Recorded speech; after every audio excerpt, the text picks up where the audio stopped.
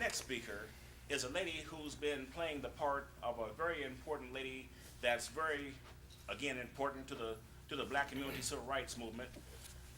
That's Rosa Parks. Condra, please come up and tell us about Rosa Parks, because in knowing about Rosa Parks and then recently meeting Mr. Tan U and finding out about what the Burmese people are dealing with here today and this weekend, you know, it's just a great time to talk about female heroes in addition to Pastor Bray back here. Right ahead. Well, good evening, everyone. It's truly my blessing to be able to come to you today.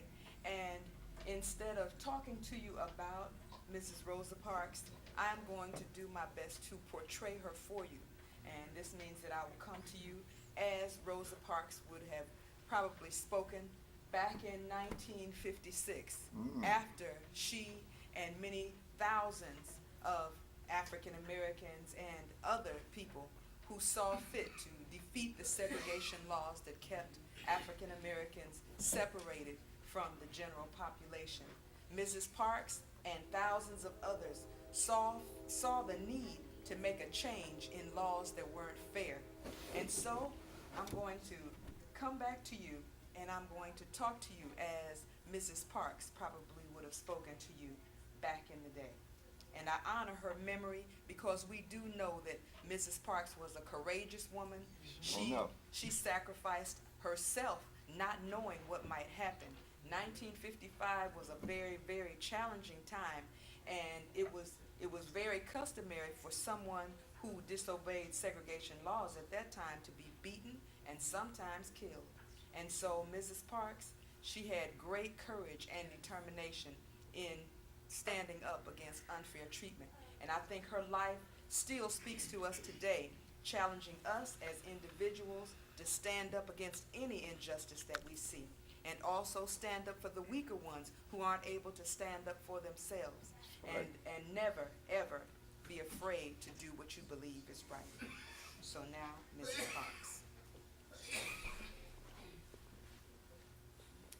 Children, I come back today to tell you my story of a long, hard way that I had to know, that I had to climb in order that our race might live and grow. Well, you know me as Miss Rosa Parks.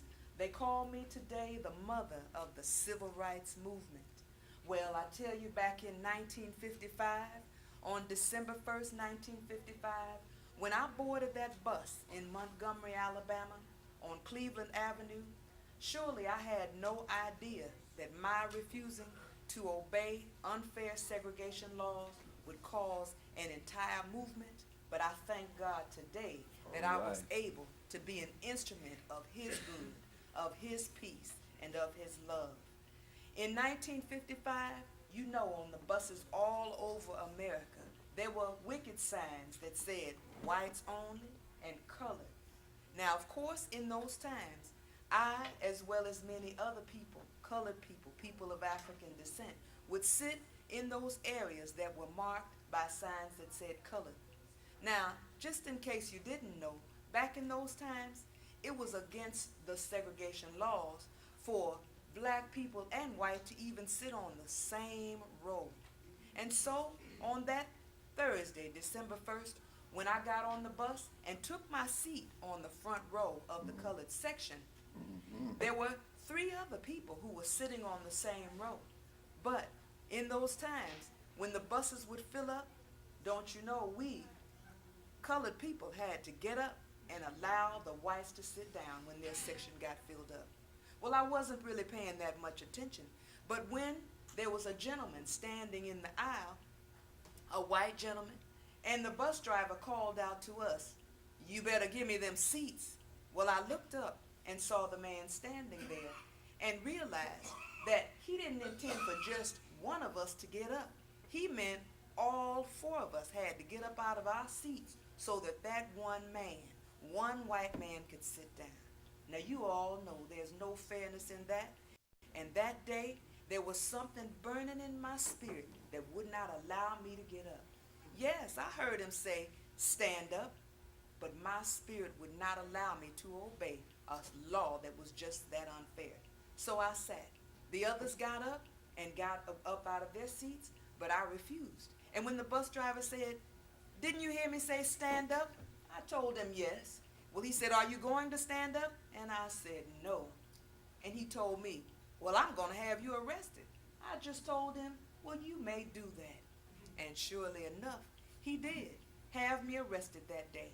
And so I, just a seamstress who had been working at the Montgomery Fair department store all that day, they arrested me and took me to jail just because I refused to give up my seat. Well, you know, a lot of people say I was tired, my feet hurt, and all that. But no, I wasn't tired that day. I wasn't tired of working any more than I was usually tired. But you know what I was tired of? I was tired of giving in. Tired of giving in to people treating me with disrespect, treating me as if I was a second-class citizen. Well, you know, the spirit, the seed of freedom and love of freedom was placed in me by my mother and my grandparents. My mother had always told me that even though we were treated like second-class citizens all over, we were all God's children, and we all deserved to be free. She used to sing, "Oh, freedom, oh, freedom, oh, freedom, over me, over me. And before I'd be a slave, I'll be buried in my grave and go home to my Lord and be free." Well, we love freedom, and we knew the value of it, and we knew that it was worth fighting for. So when we decided that next day to boycott the buses of Montgomery, we decided to stay off the buses on that Monday when I was scheduled to go to court. Well, there were many people who decided that they would join in our struggle. And I think that's a lesson for you today. There's still lots of wicked laws that you need to stand up against, and you can do it. As one individual, there's only so much that you can do. But when you stand together, there's nothing that you cannot overcome. And so, on that Monday, we stayed off the buses. And there were thousands of people who stayed off the buses. Well, they thought we would stop after that first day, but we decided to continue on. We stayed on through another week. Now, of course, there was a lot of harassment, a lot of evil talk, a lot of wickedness done, but no matter what they did to discourage us, we stayed off the buses. And we decided to carry on. We stayed on off the buses for another week and another. It went on months, as a matter of fact, and we started to get a lot of attention. And then we stayed on off those buses until 385 days had passed. We went to the Supreme Court with our case, trying to protest the segregation laws. And it took them 385 days before they finally determined that segregation on the buses of Montgomery was indeed illegal. Well, it was a great day for us in Montgomery. We had worked together, prayed together, and stayed together as we fought against segregation. And indeed, the laws came tumbling down. And it was a great day for us, and we gave praises to God for having guided our protest. We did our protest with dignity, Christian love, and nonviolence. We led a protest that has never been duplicated. But we hope that in your souls, you will find a way to pattern yourselves after what we did 50 years ago.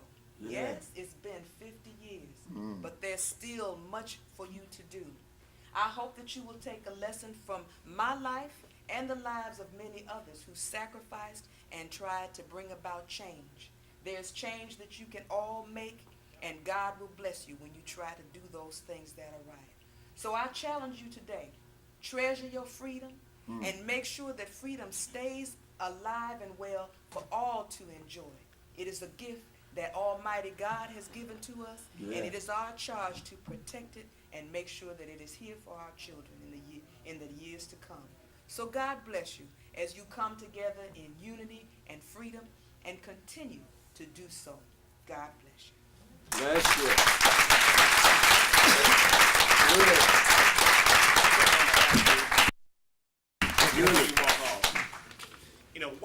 is it that it seems as though at the time of Rosa Parks in the mid-50s, we had a stronger feeling for freedom, a more of a tenacious need for it than today? It seems like today we're not as hungry anymore. I think because of the visible segregation and the denial of freedom that existed in those times, a lot of people were much more aggressive to try to overcome those physical changes. But today, segregation and denial of freedom is so it requires a lot more discernment and harder work in order to overcome the very ဟုတ်ကဲ့ပြောပါကျွန်တော်အခုစကားပြောရမယ်ခင်ဗျားတော့ပြီးလို့ရှိရင်ဟိုနေ့ကစကားပြောပါလားသူဟိုနေ့က English သူ manager ပဲဒီမှာစီစဉ်နေလူလေသူနဲ့ပြောလိုက်ပါလား Thank you very much. Thank you.